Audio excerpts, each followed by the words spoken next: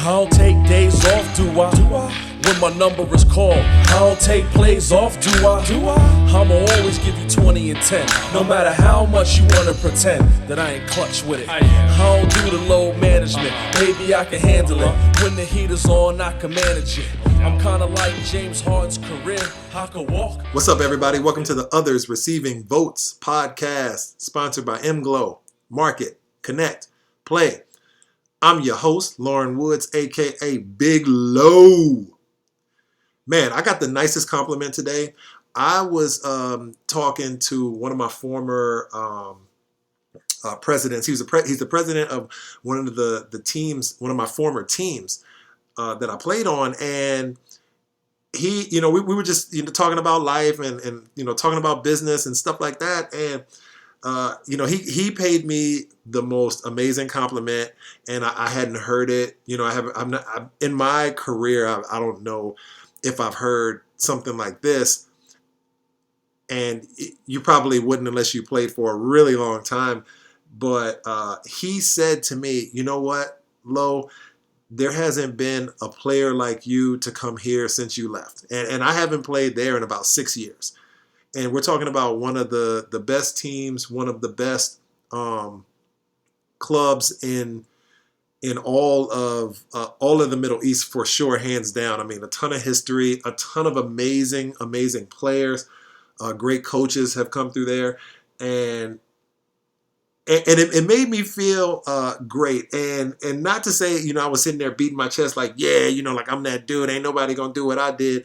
It wasn't even about that. For me, because I know what he was saying. It was, and we talked about it a little bit, but we never brought up basketball. We never brought up like basketball as far as statistics. It was never like, yeah, when you were here, we won all the championships, or when you were here, like you averaged this amount of points, and we had this guy who averaged this amount. It was nothing like that. It was, yeah, I just don't understand the mentality that a lot of the guys have nowadays, or a lot of the guys that have come in.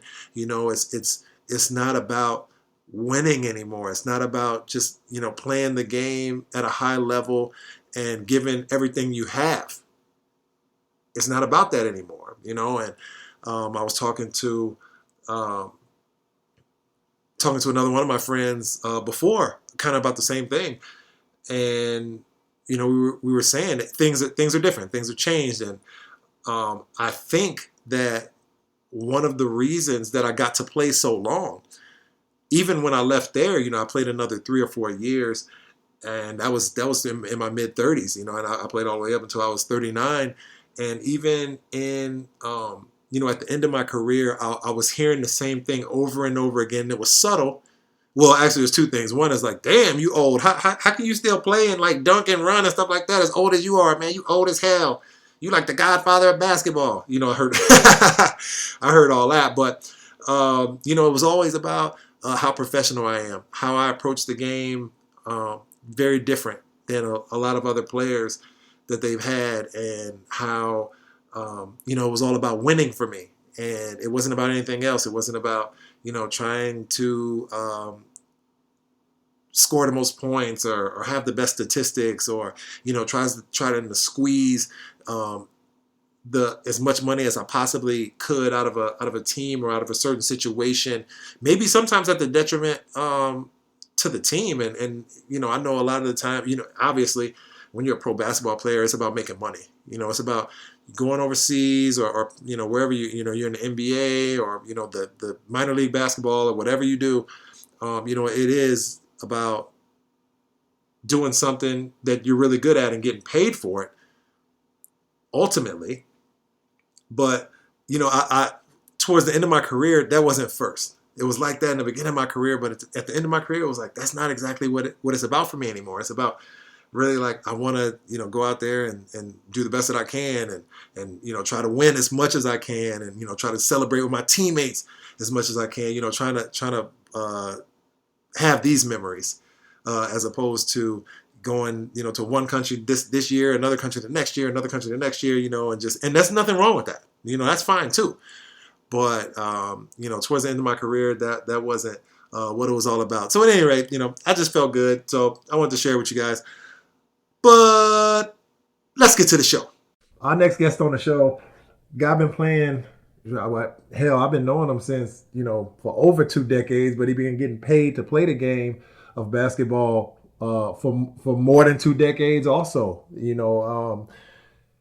this guy has shown that if you have the right mindset and you display ultimate professionalism, everything that you gave to the game will come right back to you. But I'm not gonna tell his story. I'm gonna let him tell his story.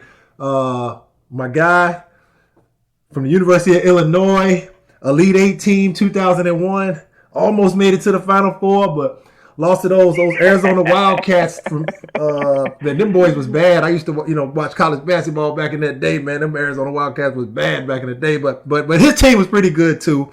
Cory Bradford. Cory, what's up, man? Hell, Boogie, what's good? You had to throw a little salt in the wound. You know what? Drew Nicholas did that to me, man, on my show. Like I'm sitting there talking to him, like, yeah, man. So tell us a little bit about yourself. He's like, yeah, man. I won a national championship. The first year I didn't win it. That was the time that we played y'all, or we saw y'all in the Final Four. But the next year I came back and won it. Sorry. Like, damn, Drew, you didn't have to say that, bro. Just say you went to Maryland and then talk about your pro career. Hey, if the shoes on the other foot, I'd do the same thing, man. You already know, man. But before we get into, there's a lot of stuff I want to talk to you about that it will be so beneficial, I think, to so many people out there, especially these young kids coming up. Just hearing the things that you got to say. You got so much knowledge just from being, I forget. Being a part of the game for 30 years, they got guys out there that say, yeah, I've been a part of the game or around the game all my life. Bro, you played the game for sure over 30 years and you got paid to play it for over 20 years. Right. You know what I mean? So, definitely. These, it's a lot of guys out there for sure that can pick up some of your knowledge. But before we get into that, tell us a little bit about yourself and talk a little bit about your journey, with basketball from college throughout your pro career. Man, first of all, I appreciate you having me on, man. It's definitely a blessing. It's always great catching up with you. And, throughout these many years, me and you got pretty close, obviously playing against each other. And we got real tight playing overseas and stuff, man. And I think we known each other. We got real tight since, I want to say, 2010 when we played against each other in Qatar, man. I think since then we always maintained contact and always showed each other love, man. And that's one thing I always say playing overseas, man, and playing pro ball, you create these relationships and stuff on, not necessarily on the court, but off the court as well. And stuff. So it's definitely a blessing, man, to call you a brother, man. And thanks again for having me on. Appreciate that, family. Always, man. Well, a little bit about myself, born and raised in Memphis, class of 97. That class was Shane Battier, Baron Davis, Elton Brand, Ron Artest. Shea Cotton was the man back then. A lot of people don't know that. That was like the man child back then. So yeah, he was. Yes, he was. Right. So I had an upbringing, coming out of Memphis, man. Some huge basketball roots coming out of that place and coming out of the city, and the city to this day still showing me big love, and shout out to a lot of guys I grew up with and that I grew up with. Tony Harris, Robert O'Kelly, just to name a couple big name players that came out. Robert O'Kelly actually played in the ACC and Wake Forest, and Tony played in the ACC with Wake Forest, and then SEC was with Tony. He played for Tennessee. Yep. Coming out of my class. Tony was class of 97, McDonald All-American as well. But, yeah, man, I came out of Memphis, man, and just extremely lucky. Had a remarkable high school coach. So I kind of had an advantage going into college and, in terms of the recruiting process, because my high school coach was actually a college coach. He coached at the University of Memphis during the time Penny was there, and he coached at the University of Ole Miss.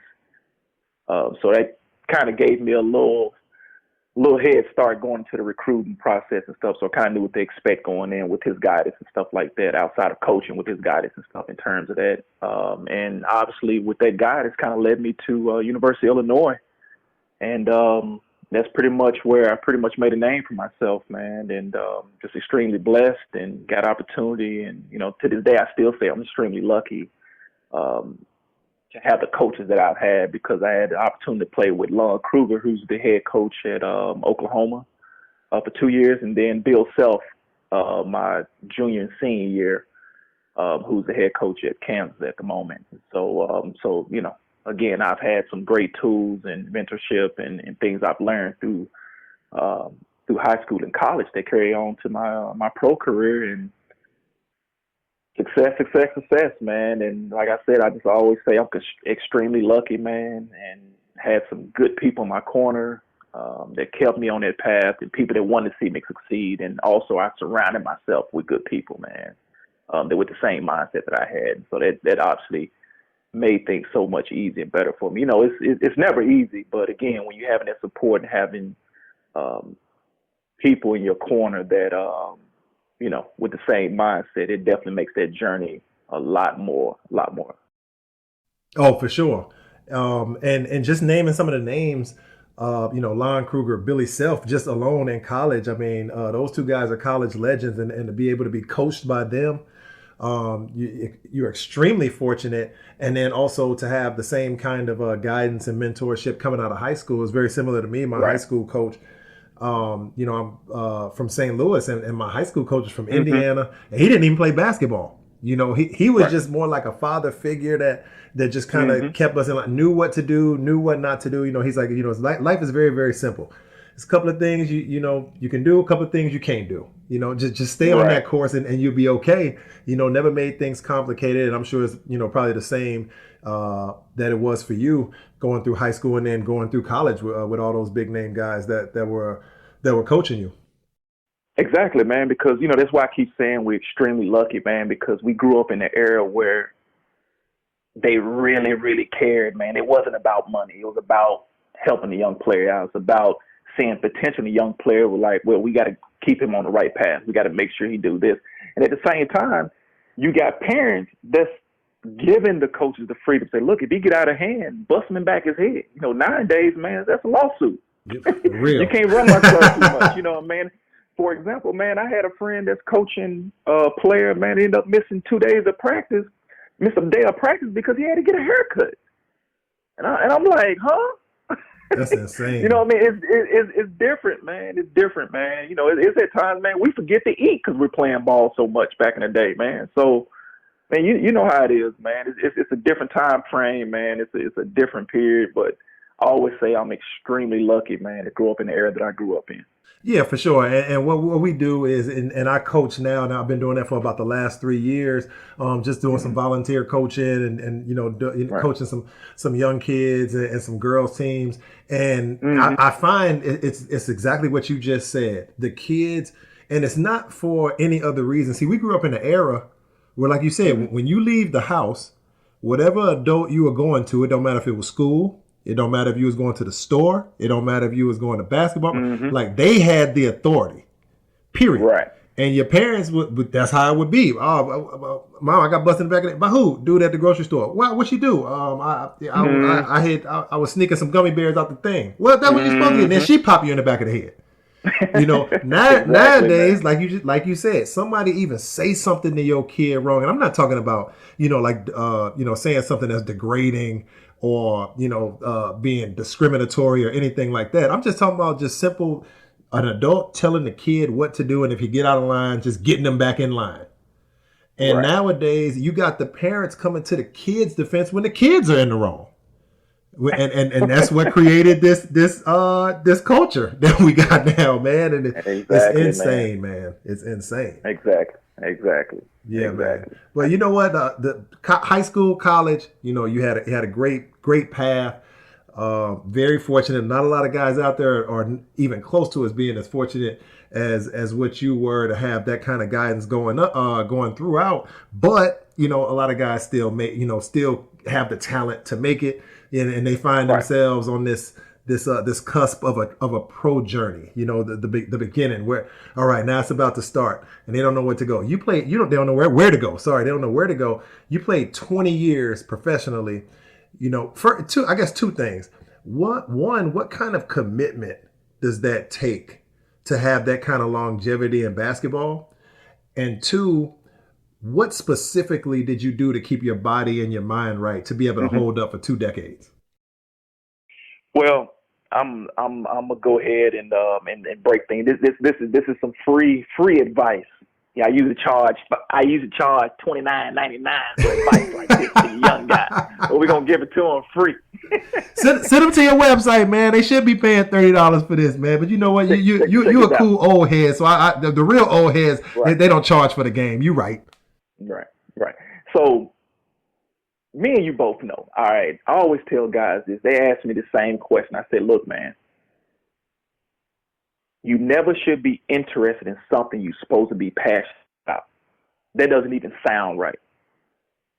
You have to be passionate about something like that. You got to, when it comes to playing ball or any sport or whatever, you never want to be interested. You want to be committed to it. You never want to be interested. You want to be committed. It's simple as that. Never be interested, but you want to be committed to it. The reason why I say that because I don't know how many times have I been to a gym and I see a guy that's supposed to be working out and he's picking up his phone every 5 minutes, taking pictures, working on my game. If you ask anybody that works out with me, and it's one person actually, because I usually do my stuff by myself. If I do, I have a partner or whatever. And I'm sure Drew Gooden, that's my guy too. And we usually get our training in before he does the big three. And he'll tell you, we don't bring our phones in that gym because you get the habit of start looking at it, outside of music and stuff like that. You start, Facebooking or whatever it may be. But what I want to tell these young guys is you have to be committed, not interested in something you're passionate about. That's the difference. You know what I'm saying? We all interested in being the best. We all interested in being a good shooter, the most athletic, a great big man with that plays with a back to the basket. We're all interested in that, but it's the ones that's committed is the ones that's gonna make the difference. So for these young guys, man, you never should be interested in something you're passionate about. You got to be committed to it. It's as simple as that. And you have to discipline yourself. Make sure you get your workouts in. If you got something going on at 9 o'clock in the morning where you should be getting that gym by 6. I'm retired now. But the only way for us basketball players or any athlete to get in shape is to do our sport things that we do. That's the only way I know how to get in shape is doing basketball stuff, for preparation and stuff like that. So I'm going to keep doing that because I love to play ball. You know what I'm saying? That's the only way I know how to stay in shape. But now I'm doing something they call a 60-40, which is you sprint 60 yards, you jog 40. You go 60 yards on the sprint, 40 on the jog, and the first day you do 20, and each day you add 1 each time. So the next day you do 21, the next day you do 22, the next day you do 23, all the way up till you get to 45, then you work your way down. And you do that 6 days out of 7 days out of the week. That's something I'm committed to doing right now because, obviously it's something different, but that's something I'm committing myself doing because that's the same mindset I have as a basketball player, as a pro. When you stick to something, you want to do it. You know what I'm saying? So when it comes to something you're passionate about, you never should be interested in. You have to be committed to it, regardless what the sport is or regardless what it is. Stick to the game plan. You know what I'm saying? And that's part of being a professional because if you don't challenge yourself, if you can't even handle the challenges you put on yourself, how can you handle a challenge that opponent going to give you when you go overseas? Now, we both know when you go overseas, the challenges ain't just on the basketball court. Oh, it's loading up off the court as well. The internet might not be good. The apartment might be as all nice. That bed might be real hard. The schedule off the court might be a little hectic. Now you're homesick. Now you want to go home. Oh, well, they only got McDonald's. Maybe you don't like the local food. Those are challenges, man. You have to commit yourself because at the end of the day, when you go overseas, man, you have to mentally be strong on and off that court. Physically, you have to be strong on and off that court. Because a lot of times physically you go some of these places, man, those winners are different. Yeah, you ain't lying. You know, if you from somewhere in the States where it's, you know, you used to that hot, you know, that heat, man, and you going overseas and you in a country that's, you know, Bosnia or,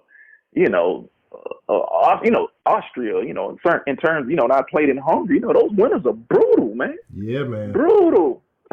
Brutal. And sometimes you don't get the luxury, especially during our period now, you don't get the luxury of picking where you want to go sometimes. Sometimes you just got to take the gig, man, and nothing else really popping up. You know how it is, man. Yeah, man. You know what I mean? Sometimes you can't wait around. You got to take what you can get, man, because the market is competitive nowadays, man. Yeah, man. It's something that you said that I want to add to, and I really want people to hear and listen to, especially the young guys. And most of the and to be quite honest with you, we both know that there's some veteran players that still have a difficult time handling that 10,000 Right. mile away from home kind of lifestyle, and because it's very tough. And again, because me and Breon Rush were talking about it about a month back, how you got to expect the unexpected, but you know, you will be in some nice situations. You will be in some situations where the apartment's nice, the car's nice, the food is amazing, you know, the city's nice, the nightlife, all that. But then you could possibly get into a situation where, like you just said, that man, you go in the apartment, it's nasty, it's terrible, you know, the bed is terrible, whatever. This one thing I used to do, and I was very fortunate to be able to play on some bigger teams, but still, Exactly. you still have to. When I went into it, I always wanted to make everything as close to home as possible. Exactly. That's what I used to do. So, you know, I go in there and lay down on that bed. And what a lot of dudes don't know, unless you're a veteran, when you got a problem with something, you can go to the team and bitch about it. And usually they'll take care of you, you know? I go in there, that bed ain't right. I go tell them, hey, listen, man, y'all got to go get me a nice bed, a soft one, send me to the mattress store, whatever. I'll tell them what I want, y'all pay for it. But I ain't gonna have a few of these sleepless nights, man. I'm gonna look like trash on the court. You know what I mean? You got to take care of me, or I need a big TV, or I need a bigger car. It'd be some 6'10" dudes walking. You know, like they get off the plane and they put them in that Chevy Spark, and dude just take it sometimes. Be like, nah, man. You tell them that you need a bigger car. You're a bigger dude. You need to be comfortable, whatever. But that was one trick I used to always, I would play with myself. And just say, all right, no matter where I touch down, I'm going to make it as close to home as possible. And then that'll try to eliminate that homesickness feel that you might get after a month or two. Right. And I agree with you because, I mean, we have had opportunity to play on some really big clubs. And again, we're simple guys, man. And my main thing is, look, man, as long as my money on time and my internet is good, everything else will fall into place. Right. And like I said, I was lucky and fortunate enough to play in some amazing countries, man. Played on some really good teams. I never had any issues. If I did, it was minor, like you said, about the bed. Being in China, sometimes with their culture, they're used to those real stiff, hard beds. And I kind of told them, like, hey, man, is there any way I can get a softer mattress and stuff like that? And within 24 hours, I had something new with no problem. And a lot of teams will come at you, asking, like, hey, man, how's the bed? You know, how's your apartment? The TV is okay. Do you want us to do this and do that? And on the other hand, you have some clubs, some cheap clubs or whatever that's not used to that professionalism, man, and where they won't, ask if you're okay, if they'll worry about getting the internet hooked up the day you arrive. It's like, man, you knew I was coming like for 2 months now, and you just now getting the internet fixed. You just now doing this. Right. You just now getting my car. You just now. I'm like, why are y'all waiting when I get here? But another mindset to have is that I always say when I go overseas, if it makes sense, it's never going to happen. You got to think like that. If you think, oh man, well, why didn't he do this and why didn't do that? Oh, it's going to only make the situation worse because it's going to make you even more pissed. That's what I tell dudes. If it makes sense, it won't happen. If it does, just keep rolling them dice. Keep going with it until you crap out, man. But at the same time, you want to make sure you got the best thing. You want to feel homey. You know what I mean? Like when I played in Dubai for Sharjah Club, they asked me, hey, what kind of car do you have at home? And I said, well, at the time I had just got my Cayenne, and I was like, I got a Cayenne. Well, about 3 days later, they had me a Cayenne because they wanted me to feel at home. That's professionalism right there, man. Exactly. But again, money over there is no thing. You know what I mean? I had an apartment. Then I had access to another downtown apartment that belonged to one of the team president that I can use anytime, especially if I had family coming in, they could stay there, you know what I mean, rather than spending money on a hotel, et cetera. So, Right. again, you know, it's just, like I always say, I'm extremely lucky to be in some really good situations. I took advantage of it, and, you know, it all worked out, and I had a blessed career, man, and it's just mind-blowing that I, you know, went through it stress-free and injured-free, and just grateful, man, Yeah, man. But again, everybody doesn't have that opportunity. It doesn't have that luxury, you know what I'm saying? So I was fortunate enough, man, and again, I kind of saw it as if I got these opportunities because I worked my butt off. I deserved it. I felt I deserved it. It was my worth. You know what I'm saying? So, hey, why not? Yeah, for real. I mean, with the conditioning drill you just talked about is insane to me. I can see why you played for damn 22 years doing that. That's crazy. But yeah, and I just got introduced to that drill not too long ago through Kendall Gill. Kendall Gill introduced me to that drill. He's doing it now. He's actually working his way down. I think he's on he already went up to 45 and he worked his way down. I want to say he did 25 today. So he's almost done. Wow. Yeah, I think he got one more week. Yeah, I think he has one more week and then he's done. Yeah, man. Shout out to Kendall Gill, one of my favorite players watching growing up, man. And I had the opportunity to play with Kendall in Minnesota. We were teammates, and this guy, you know, he was professional. He was you know, he was caring. You know, he was always wanting to get the young guys advice and, you know, try to be a good mentor, man. And yeah, he's a great guy. Man, cool dude, man, and will knock you out too, man. He got them hands, man. Yeah, yes, he do. He had some professional bouts, man. I want to say maybe about 3 or 4 professional bouts, and then now he just obviously just doing the trainings and stuff like that to stay in shape, man. He is great, man. He is great. I always say he's the original number 13 at Illinois and stuff, man. So definitely a huge shout out to him, man. He's been a big brother to me and stuff, man, throughout the years and stuff, and I learned so much from him. So, you know, grateful for my alumni family. Yeah, that's what's up, and you're giving back too. You're doing the same thing, and that's one thing that I wanted to ask you. Also, is over the last 2 decades, you know, when we first came in the game back in '01, you know, the early 2000s, the game was a certain way. NBA was a certain way, and Europe was a certain way, and then obviously, you know, the Asian region was a different way too, a different culture. In the last 20 years, what do you, if you had to tell, you know, some of the young guys coming in right now and all of the changes that you've seen over the last 20 years, what do you think is different now than it was when we were rookies coming in the game? I think playing wise, I want to say I think it's a little more inconsistent. And the reason why I say that because a lot of players, young players come in, a lot of them really don't have experience. So their whole mindset of going overseas is I got to get buckets, I got to do this, and not realizing it ain't just about that. You know, you gotta present yourself in such a professional manner to where it caters in a way to not just the team, but you know, you got to cater on over to the fans and stuff as well. You got to win over the management, the fans. Not only that, you got to play well and be a great teammate and things like that. And it's like now, man, these young guys, man, it's different now because they have a mindset is, you know, I got to come up in and get buckets. And again, that's the reason why I was still playing this season. It's because some of these young guys that come in, man, they have a different mindset. And it's like, okay, now you're inconsistent. Now you're talking crazy and you're 1 for 19 and you're still talking crazy. I get money and this and that, man. It's just so much talk and less play, man. And it's different now because, you know, back then, you know, we had big resume guys and, you know, it was basically anytime we played you guys, it basically came down to who had the best locals. Because in a way, the import players kind of X'd each other out. So it's like, well, they're going to win just because they got locals. They got the national team locals on their team. You know what I mean? Mm-hmm. Nowadays, man, I've seen games where it's all local players beat a team full of Americans. I've seen that time and time again in China. I've seen a team with 8 Chinese players that beat 15 American players.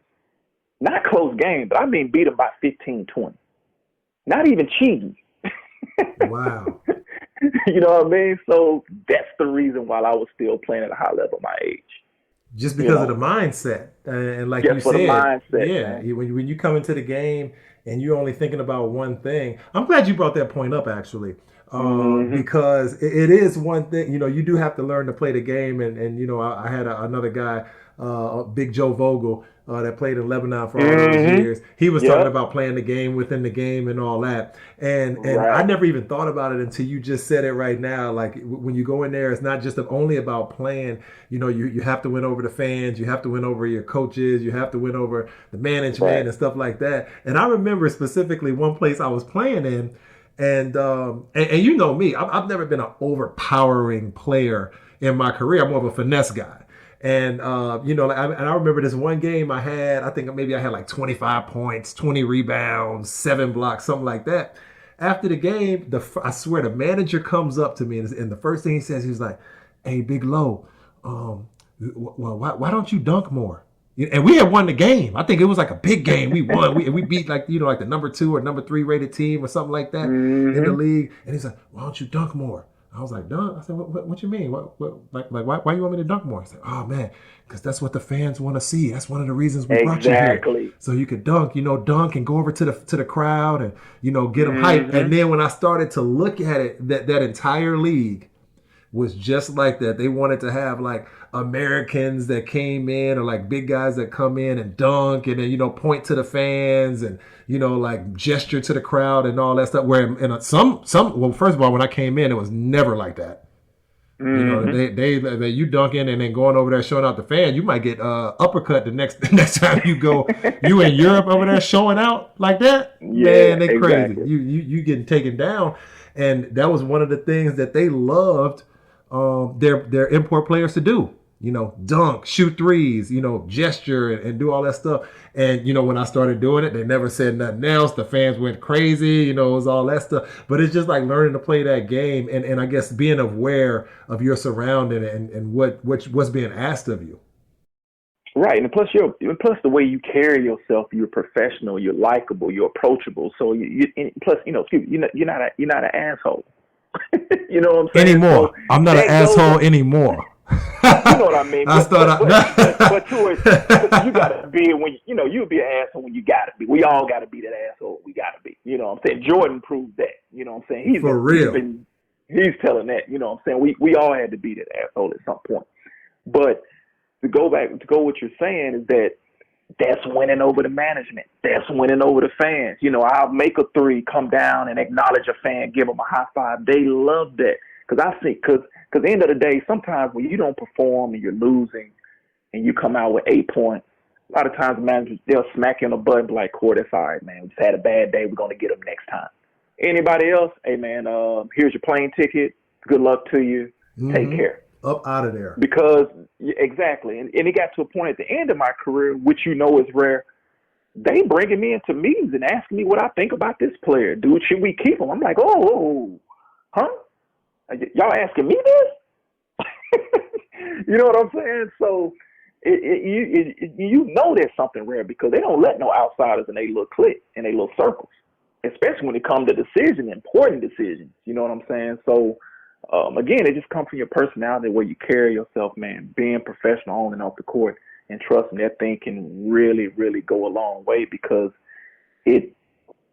all these teams talk. If you don't think you're going to another team and that team don't call your former team, be like, "Hey, how was he off the court? Was he troubled?" "Oh, we loved him. We loved him. Oh, he was professional. He was that." And trust me, if you was a jerk, they going to tell you, like, "Hey, man, he was terrible. He was late for practice. He got into it with teammates all the time. He never did what he can't remember plays. You know what? He didn't want to run the plays," or whatever it may be. So, again, man, it's just different, man, these kids' mindset. And again, it just comes from people telling them the wrong things. That's all. Yep. I agree 100%. And with that said, these guys coming into the game now, getting ready to turn pro or finishing up their college career, what will be the biggest piece of advice you'll give any of these guys?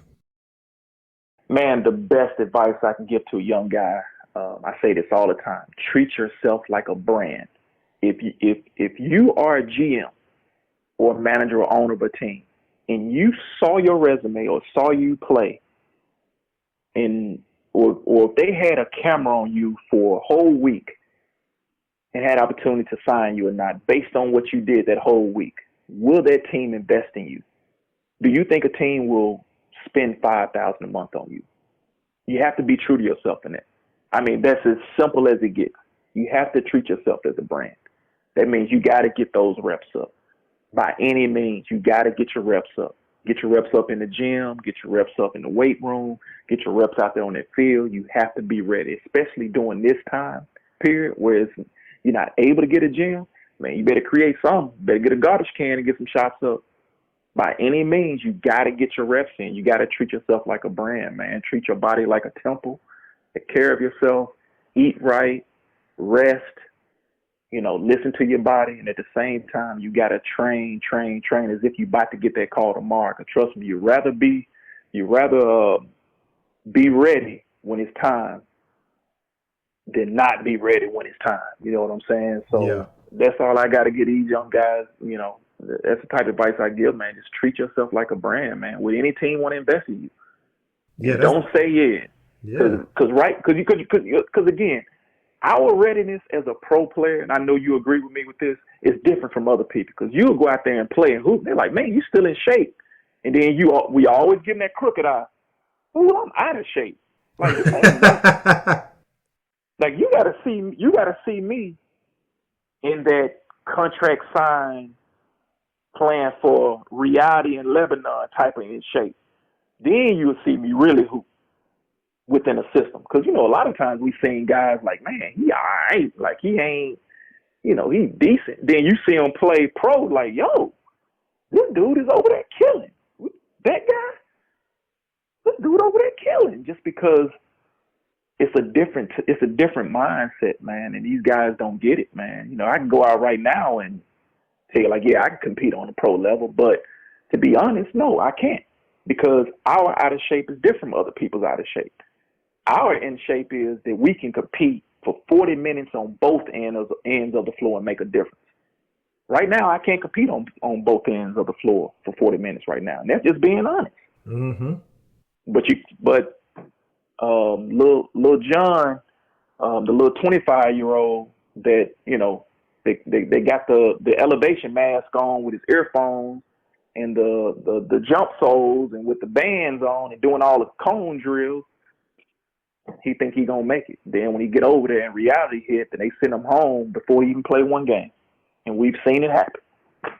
Yeah, man. So, man, you gotta treat yourself like a brand, young fellas, man. Just treat yourself like a brand and take it serious, man. And now it's just, some of these young guys, man, they just don't have that mindset, man. Not saying that all of them do, but there's some out there, man, that it's easy to spot them nowadays. Back then, everybody had that hunger. You just had to see, okay, well, this guy's just more skilled than this player. They all got heart. They all got the discipline. But how are you going to stand out? You know what I'm saying? Nowadays, it's easy for these young guys to stand out. So. Yeah, man. That's definitely it, man. That's the only advice I can give them, man. So, It's great advice. It's great advice, honestly. The one thing that I can't stress enough that you said is, to take care of yourself in a way that you'll stand out. And that's what a lot of guys, and you said it earlier about, everybody come in now, especially in that guard position, and you played a point and you be up at, you at the top of the offense and the top of the defense all the time. And all these young guys come in thinking that they trying to score 30. And that's what it is. Oh, I got to get 30. I got to get buckets. I got to whatever. Well, see, nowadays, that's not standing out. That's not something you do to stand out. And that's why I think that, you had the 2-decade career. Because, could you score 30 back in the day? Yeah. Can you score 30 now? Probably still. But it's some other things also, like when guys come in, they know they can trust you. They know they can trust you on defense. They know that they can trust what kind of mood you're going to be in. I've seen a lot of guys with their teammates, teammates and coaches and managers, stuff like that, scared or nervous to be around them because they don't know what kind of mood they're going to be in. Right. And I ain't talking about after a loss, a tough loss, so everybody going to be pissed off after that. But I'm talking about like just a regular day. You might come in and somebody be in some kind of funky mood or whatever. And don't nobody want to deal with that at all. And you got to be able to have that trust. And like these are the kind of things now that could separate a lot of these young guys from the other ones. We're having just a little bit of a different mindset set, just to shift it up a little bit, Right. It's funny you said that, man, because when I played in Bosnia a couple seasons ago, we actually played like 80-plus games because our schedule was the Bosnian League, the Adriatic League, and the FIBA Cup. So we were playing 3 games a week, 3 different leagues. For me, it was great, but for the young guys on my team, man, it was brutal to them mentally and physically. But it was something I was used to. You know how I was playing in the Middle East, man. We were playing 8 games in 10 days. Oh, yeah. Easy. That was nothing. And our mindset is like, I'd rather play games and practice anyway. What's the difference with playing, at least in practice? In practice it's much tougher because you don't get no breaks in practice. Yeah, for real. At least in the game, you get a little break, you get a halftime, stuff like that. You know what I mean? So, depending on the pace and things like that. But with how these guys are today, man, it's just so different, man. It's mind blowing. And I had to tell those guys in Bosnia, man, like, look, the most important thing the games are gonna be cool. The most important thing is that downtime. You gotta recover. And so we were traveling. They looking at me. I got my foam roller. I got my little electric stim device or whatever on me, getting the blood flowing and doing so many things to prepare myself. Because at the end of the day, I'm the oldest guy on the team at the time. I'm 39. But, I'm playing, 20 to 30 minutes a game, depending on the games. You know what I mean? Depending on what team we're playing and what league it is. You know what I mean? So, and fortunately, and which crazy part, I was the only one that didn't get injured that whole season. And we had like 4 guys that was under the age of 25 that was hurt majority of the season. Wow.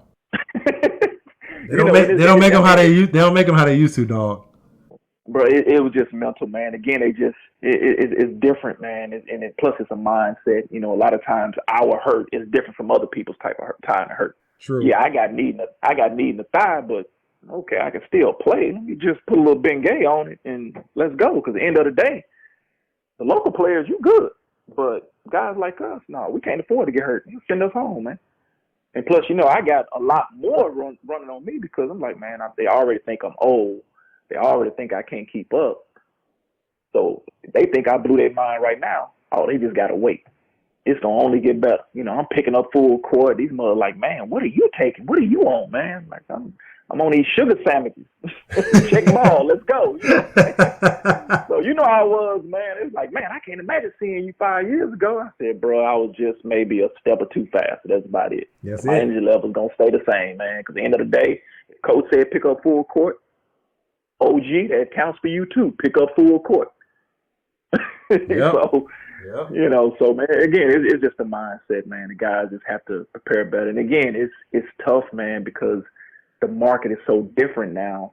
And what I've learned is that a lot of these teams overseas don't care about winning. Because now these agents overseas, social media, they going straight to guys, posted on social media, posted on Facebook. Hey, I got a job over in such and such that needs a combo guard who can score, shoot, dribble, play defense, and be a great team leader. $1,500 a month. Like, man, you want Kobe Bryant for $1,500 a month? Right. You know what I'm saying? And again, that's another conversation. You know how that goes, man. Yep. You know how it is, man. And but again, man, like you mentioned before, it's something, you might get lucky and find some of these players that's a diamond in the rough, man, that'll really stand out. And I played against a couple of them where it's just happened to be at the right place at the right time, can't visit their cousin, the guy got hurt, they was there practicing with the team, they gave him opportunity, boom, he's stuck on and he can hoop. You know what I'm saying? I've seen it, you know what I'm saying? So you can't X out those guys, but But again, some of these young guys, man, it's not 100% their fault, but it's just, I wish they just had some better guidance and guys that can really step up and just really be truthful with them, man. Because, a lot of times it's people that's telling them that they're good, and the people that's telling them that's good, they're not good. Right. You know what I mean? So how can you praise somebody like, oh, this kid here is nice? And I'm like, dude, he can't even make a left-hand layup. You know what I mean? Like, what's your difference? Like, what do you consider good? You know what I'm saying? Because my expectation of good it's not that. You know what I'm saying? So, and that's one thing I've learned, man. I just can't sugarcoat anything with some of these guys. You got to be honest with them. I tell them, like, look, man, you want the truth? Because I'm going to tell you the truth. It's nothing personal, but I'm going to tell you the truth. Well, that's it, man. I mean, that's what you're here for. And that's one of the reasons that I wanted you to talk, because I know that you would keep it 100, and you would definitely let people know the real. And coming from you, like I said, you just referenced it right now. Some guys are out there telling people that he's the guy, he's good, and those guys themselves have not been involved with the game or in the game in the capacity that you have. I'm gonna trust what you say. Right. Wait, Cory, you say this guy's good? Okay, well, why would I trust you? Yeah, because you got paid to play for 20 years. You played at the University of Illinois on a bomb squad. You know what I mean? Like you Right. had, I'm doing the background check. And a lot of these guys now that's out there talking, like, they don't have the credentials yet. They don't have the credentials to say this guy over that guy or whatever. So, I mean, but that's one of the things that I like about you, man. Anyway, I know it's a ton of people out there that for sure is gonna want to hit you up eventually after they hear this and say, man, I gotta find out what the old head know that I don't know, because I want to play 20 years too, man. Tell everybody how to find you on social media. Actually, I'm on Twitter and Instagram at Cory Bradford 13, and of course Facebook just at Cory Bradford. So, if anybody want to inbox me anything, I'm always willing to give advice, man, and things like that, man. I mean, that's the least I can do. I mean, the game has been good to me, and I always tell them, whatever you put in that basketball, it's gonna give it right back. Whatever effort you put in, if you give half-ass effort into it, it's gonna give you half-ass results. If you put in the time, effort, dedication, and the commitment, it's going to give it right back, guaranteed, because, the places I played in all over the world, man, I would never got the opportunity to see these places if it wasn't for that basketball, man, because I put the time and effort in, and I loved it. I love the grind. I love the preparation. I love getting up early in the morning. I love being tired. I love breathing hard and stuff after a drill. You know what I'm saying? It's just the grind of it, man, and that's what that separates the man from the boys, man, and that's the reason why high-level players like yourself, man, who's played on numerous big-time clubs and stuff throughout your career, man, and outside of what you did in the NBA, man, and again, brother, you're doing a great thing, man. Like, I always tell you every time I talk to you, I appreciate you, man. I appreciate our friendship, man, and you're doing a good thing, man, and extremely proud of you. You had a wonderful career, man, and wish you all the best, and definitely be safe, man. You know what? I was going to say something, but we just going to end it like that. All right, Cory, man. Take it easy, brother. Take care, man. Appreciate you having me, man. Well, there it is again. A guy that has played 20 years, 20 plus years, I think 21 years. And we're talking about what he's saying is just so real. Not once did he talk about himself, and I'm this and I'm that and I should have been here and I should have did that and I should. Nah, it was just kind of like, listen, every no matter where I was, I strapped up every day. I laced them up. I went out there and I gave everything that I had. And like I said, that one of the things that I really loved that he said at the end, the biggest piece of advice was to protect your brand, build your brand. He kept saying the word brand. You are a brand. You have to take care of your body. You're a brand. You have to take care of your mind. You are a brand. And that is the biggest, that's one of the biggest, the most beneficial pieces of advice I think that you could have, especially now in this era. And brand has always been important, but in this era when things can happen and be filmed and videoed and shared with millions and tens of millions of people in a millisecond, you have to for sure make sure you have to 100% be all about your brand, protecting your brand, making sure that everything that gets put out there, if it's about you, is in good light. You control the narrative of that way. You don't have to, something bad doesn't have to happen and then, you step out in front of it. You see it on TV all the time. Something bad happens and then, we got to step out in front of it to control the narrative. Well, just control the narrative from the beginning. Take it from somebody who had a horrible attitude. I had a shitty attitude, a piss poor attitude for the first, I would say at least, all throughout my high school years of playing basketball and most of my college years and, half of my professional career. It was sickening, and I had the talent because I worked so hard, but my attitude was horrible. I mean, you've heard me say it on the show a ton of times. If I knew then what I know now, my life would be totally different right now. But that's just not how it was for me. It wasn't in those cards, so now I'm playing a different hand, and I'm going to work with these cards. But what I can tell anybody starting off is control the narrative from the beginning. Don't do the dumb shit from the beginning. Take care of your brand from the beginning. And when you do that, it's limitless. And trust me, I've seen it happen with guys who people said that they would never play in college, that they would never do anything in college, or, weren't high school All-Americans and become NBA Hall of Famers, or, weren't college All-Americans and signed 50, 60, 70 million dollars in the NBA, or, played 20 years like Cory and, had fostered so many relationships. Right now, I guarantee you right now, Cory pick up the phone right now, and if he vouches for somebody, they're going to get a job. So hit him up. Definitely hit him up. Because I guarantee you 100%, and I played against him 10 years ago. He plays the same exact way right now. He was playing this year at 41, and he plays the same way that he did when he was 31 or 30. And when I talk about the guy can go, but he's such a consummate professional. He is one of these guys where if you ask any coach about him, any manager about him, any president about him, they're going to say they love him.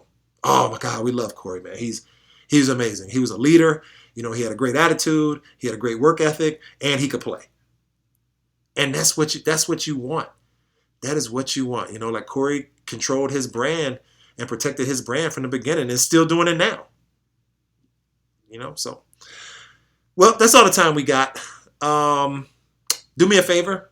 If you enjoyed the podcast, please share it with somebody who you think will benefit from it. You got any questions? You want to know anything? You want me to have a specific or particular topic to talk about? Let me know. Hit me up either on my personal IG or Twitter, Mr. Loren Woods. Or MGlow, IG, Twitter. That's IMGLL_US.